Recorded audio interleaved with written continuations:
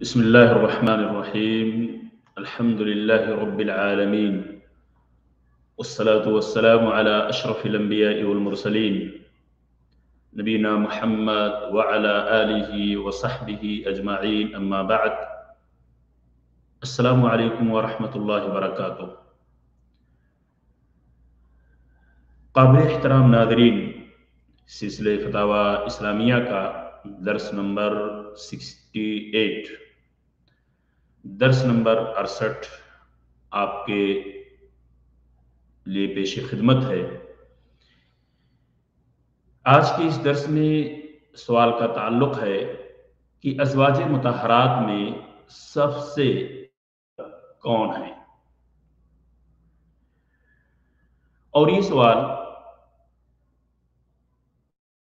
فضیلت الشیخ ابن جبریل رحمۃ اللہ علیہ کی خدمت میں پیش کیا گیا تھا۔ سوال کچھ اس طرح سے ہے کہ نبی اکرم صلی اللہ علیہ وسلم کی ازواج مطہرات میں سب سے افضل کون ہے؟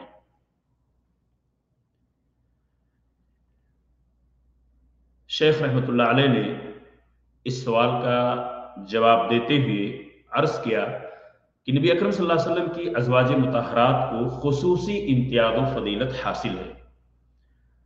وہ سب امہات المومنین ہیں، جیسا کہ اللہ تبارک تعالیٰ نے اسلام ان لوگوں کو، یعنی امہات المومنین نبی اکرم صلی اللہ علیہ وسلم کی ازواج مطہرات کو اللہ تبارک تعالیٰ نے اسلام سے موسوم کیا ہے۔ ان میں اسلام میں سبقت کے اعتبار سے حضرت خدیجہ رضی اللہ عنہا افضل ہے، جبکہ علم و فہم اور مسلمانوں کو عام، یعنی مسلمانوں کو نفع پہنچانے کے اعتبار سے سب سے افضل حضرت عائشہ رضی اللہ تعالی عنہا ہیں۔ باقی ازواج مطہرات کو بھی شرف و فضیلت حاصل ہے، جس کا انکار صرف رافضی وغیرہ ہی کرتے ہیں۔ ہم رافضیوں اور ان کے پیروکاروں کے عقائد سے اظہار برات کرتے ہیں۔ عقائد کو مشورہ دیں گے کہ وہ عقیدے واقعہ کی شروح، مثلا الکواشف الجلیہ والاسئلہ والاجوبہ الاصولیہ، التنبیہات السنیہ اور روضہ الندیہ کی اور عقائد کی دیگر کتابیں، مثلا معارج القبول وغیرہ کا مطالعہ کریں۔ یہاں تک تھا شیخ کا جواب۔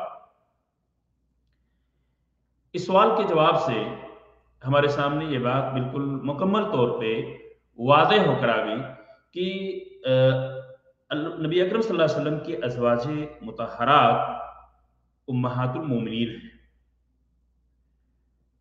اور امہات المومنین میں